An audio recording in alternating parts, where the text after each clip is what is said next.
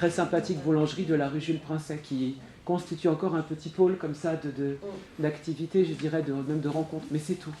Et encore, je me souviens en avoir discuté avec le propriétaire de Franprix, c'est tout juste s'ils ont réussi à sauvegarder leur bout de terrain. Parce que ce rapace, bien sûr, ne demandait pas mieux que d'étendre encore plus considérablement ses constructions. Alors, ce qui est... Oui, vas-y, non, ce que je voulais dire, c'est que peut-être on peut faire ces allers-retours après, quand on aura fini d'exposer un peu tout ce que tu veux exposer. Alors, justement, vous comprenez que l'opération de communication qui est en cours sur l'IL 3D, elle a pour objectif d'effectivement de mettre et de répondre finalement à la critique qu'on fait depuis le début, qui n'est pas de cohérence entre tous les projets qui sont montés. Et le maire a voulu, grâce à cela, grâce à la tablette graphique, et vous montrer que ces projets, même s'ils sont éparpillés, ont un lien entre eux. Mais ils ont tellement un lien entre eux pour lui, qu'il se sent donc obligé de faire cette opération de communication avec 57 réunions. Mais pour autant, il nous a soumis au mois de décembre une délibération assez surprenante. Et on va vous en parler parce que, et je vais vous la lire du coup, parce que pour l'instant on ne peut pas l'afficher, mais parce que du coup, quand vous la lisez, vous dites, mais alors, le projet qu'il présente aujourd'hui, est-ce qu'il tient vraiment? Je vous lis, globalement, c'était la délibération, alors pour ceux qui la voudront, on vous la donnera, délibération numéro 1 du Conseil municipal du 20 décembre. L'objet, Grand Paris, renouvellement et développement urbain, approbation d'un accord de principe permettant d'obtenir le concours financier d'opérateurs économiques et de structures publiques pour la réalisation d'études préalables à la formalisation du schéma directeur du développement territorial, évidemment, de la ville. Et alors, on nous explique que le territoire de la commune d'Aulnay connaît et connaîtra de profondes mutations dans les années à venir, qu'il faut une réflexion globale sur l'aménagement et la restructuration de son territoire, afin que divers changements puissent être anticipés et accompagnés au mieux. On nous explique que plusieurs opérateurs économiques et structures publiques dont l'activité participe à l'aménagement et au développement du territoire sont attentifs aux opportunités opérationnelles. Alors, opportunités opérationnelles, ça veut dire opération de construction, dans le langage des acteurs économiques en question. Et que pour développer leurs activités. Par conséquent, ces opérateurs sont vivement intéressés pour accompagner la commune dans cette réflexion en lui proposant, écoutez bien, de participer financièrement ou par mise à disposition d'ingénierie à la réalisation des études préalables de développement social, territorial et d'aménagement. Et donc le maire nous propose en fait de voter, et alors voici les explications qui nous ont été données. Donc il nous demande de voter, de faire finalement des accords de partenariat juridique sous la forme de conventions d'offres de concours avec chacune des entités qui voudra bien nous donner de l'argent. Alors, pour que vous sachiez, ticket d'entrée, parce que donc en fait la ville dit, nous on va faire plein d'études pour voir comment on fait évoluer le territoire. Alors, nous aussi on les avait faites en 2003-2004, préalable au PLU. Bon. Mais donc du coup elles ne sont pas si anciennes, d'ailleurs souvent il les cite encore en exemple. Elles sont citées en exemple. Voilà, et il s'en sert encore aujourd'hui. Donc ça c'est le premier point. Le deuxième, donc, c'est qu'il dit, puisque on a besoin de faire des études, on a décidé finalement de s'appuyer sur le privé et sur des structures publiques pour les faire payer ces études. En clair, on n'a pas d'argent, quand même. Et puis, on va demander à des opérateurs de nous proposer de l'argent pour réaliser ces études. Et on nous a expliqué, donc on allait leur demander un ticket d'entrée sans contrepartie. Vous avez bien entendu, sans contrepartie. Et donc, alors on se dit, sans contrepartie, donc ça s'appelle du mécénat. Bon. Et là, on nous explique que le ticket d'entrée minimum pour rentrer dans ce pôle d'études, c'est 100 000 €. Alors, nous on s'est interrogé sur le fait de savoir s'il y avait tant d'entreprises en France qui étaient en si bonne forme qu'elles avaient évidemment 100 000 € à donner à la ville de Aulnay-sous-Bois, puis à d'autres, j'imagine, sans contrepartie. Sans engagement, aller travailler. Voilà, sans contrepartie, pour finalement, nous aider à faire nos études. Moi, j'ai été surpris, je pense qu'on a tous été surpris. Ce qu'on nous dit aussi, c'est que la ville va rester propriétaire des études. Alors ça sera dans les conventions, c'est-à-dire que c'est eux qui payent, mais c'est nous qui possédons. C'est aussi une méthode, évidemment, c'est vraiment une méthode reconnue. Troisième élément, on nous dit qu'il y aura 5 ou 6 entreprises qui sont déjà sûres, et il y en a une quinzaine qui seraient favorables à ce genre de concession, de convention, pardon.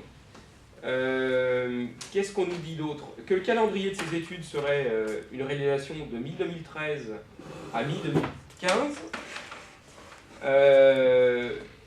Que ça reste cohérent par rapport aux études précédentes. Je vous livre hein, les commentaires que vous avez faits.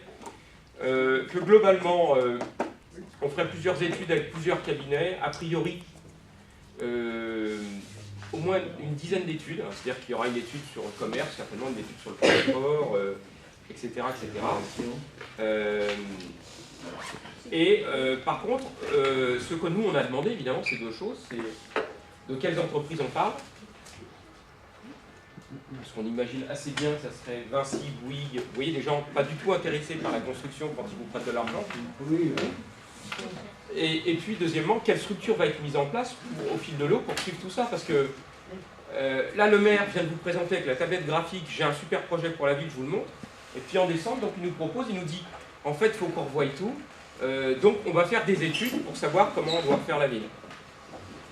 Voilà, alors je ne sais pas ce que vous en pensez, mais c'est assez surprenant comme méthode. C'est comme le personnel.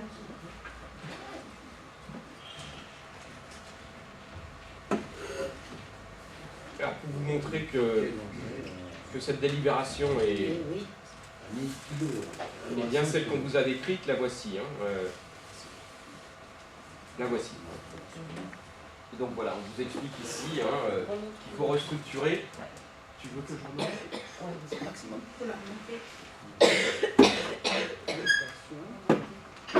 C'est mieux? Bien. Comme on dit à la télé, c'est en live. Hein. Donc voilà, je vous laisse lire, mais vous voyez qu'on nous explique clairement qu'il faut faire des études pour transformer la ville. Voilà, alors nous on est assez méfiants, non pas sur le fait que des entreprises privées ou même des structures publiques nous payent des études. On est assez dubitatif sur le fait que si ensuite, à la suite de ces études, elles concouraient dans des marchés publics, ce serait assez étonnant qu'elles soient toutes déboutées. Hein, bon, voilà. Mais si on nous a dit que si, c'est une série. Gérard qui a l'habitude, il pourra vous expliquer que... J'ai d'ailleurs posé la question sur laquelle il ne m'a évidemment pas répondu. Je trouvais, comme tout le monde, effectivement, que c'était un peu curieux comme méthodologie, quand on a effectivement des organismes proches de l'État, proches des collectivités qui vous financent des opérations. Ça semble d'une grande logique, c'est un peu dans leur statut. Mais là, des industriels comme ça, c'est quand même... c'est aller un peu loin. Ce que j'ai pas bien compris l'autre fois, tous les projets, ce sont des terrains acquis ou acquérir? Pas forcément. Alors, oui, ça dépend. Sur des Parce secteurs. qu'on peut faire plein de projets et puis l'acquisition verra plus tard, après les études. Ouais, oui, c'est pas de mal à la veille. Non, oui, c'est clair. Non, mais en fait, on s'est aperçu qu'il manque juste une chose, c'est une pyramide. On n'a pas encore de pyramide. Des sous, quoi. Oui. Mais ce qui est assez... Vraiment, cette délibération nous a vraiment interpellés parce que, encore une fois, il vous présente tout le projet de la ville, il vous dit que du départ, tout est cohérent, etc. Je sais ce que je fais. Et puis il nous dit, mais en fait, on va payer plein d'études pendant 2 ans pour reconstruire la ville. Et bon, donc là, vraiment, on est dubitatif. Et pour l'instant, il n'a pas répondu. Il a dit, puisqu'on a demandé, nous, une structure de suivi de cela, dans laquelle toutes les forces politiques seraient représentées. Bon, il nous a répondu sur le principe oui, mais à ce jour, hein, ça fait qu'un mois, vous me direz, mais on n'a rien vu. Du principe. Voilà. Donc, bon, c'est un peu difficile à suivre. Hein. Voilà. Pour ceux qui ont pu le... Alors, on va revenir à ça. Donc voilà, donc construction sans environnement adapté, hein, c'est ce que, en tout cas, c'est ce que nous on constate aujourd'hui. On a parlé des projets dont le développement économique n'était pas assuré. Ça, c'est la grande difficulté. J'ai lu récemment un classement. Vous savez, Aulnay a toujours été classé 2e pôle économique du département. Il semblerait que dans les dernières études, mais à vérifier, parce que j'en ai vu une sur un blog, mais j'ai plus en tête le blog et j'ai plus ses sources, mais il semblerait qu'on soit 6e pôle économique du département aujourd'hui. C'est vous dire si notre importance, voilà, si on se développe. Le PSA n'est pas encore parti. Et PSA n'est pas parti, vous avez raison. Voilà, des projets qui ne parlent pas des habitants, comme on l'a dit tout à l'heure. Après, vous nous direz si vous partagez votre sentiment, mais encore une fois, on a l'impression effectivement qu'on nous parle de projets urbains, mais pas d'habitants. La délibération, on vient de la voir. Et il y en a une autre dont on va vous parler, c'est le sursis à statuer sur le périmètre de la gare. De quoi s'agit-il? Il s'agit en fait, je vais vous afficher le plan, le fameux plan.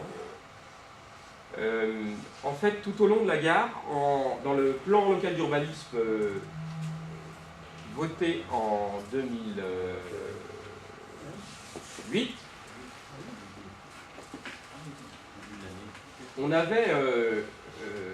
avait prévu de geler ici les possibilités de construire, en tout cas de geler les permis de construire sur toute cette partie-là là, que vous voyez en rouge, hachuré rouge. Là. Donc il va de là, donc là sur Arthur Chevalier, Arthur Chevalier tout en remontant tout le long de la gare et jusqu'au carrefour de la Négresse. Et en fait, pourquoi on avait bloqué ça, c'est que il y avait à la fois la volonté de refaire la gare, mais dans le projet de restructuration de la gare qui avait été monté, il y avait aussi l'idée de, sur le pire, de déconstruire une partie pour faire passer une ligne de bus propre, etc., etc. Et donc il y avait beaucoup de projets, et le tram aussi, donc tout ça était coûteux, long à mettre en place, et donc on avait bloqué pour qu'il n'y ait pas de réalisation entre-temps qui se fasse et qui finalement gêne le projet de la ville.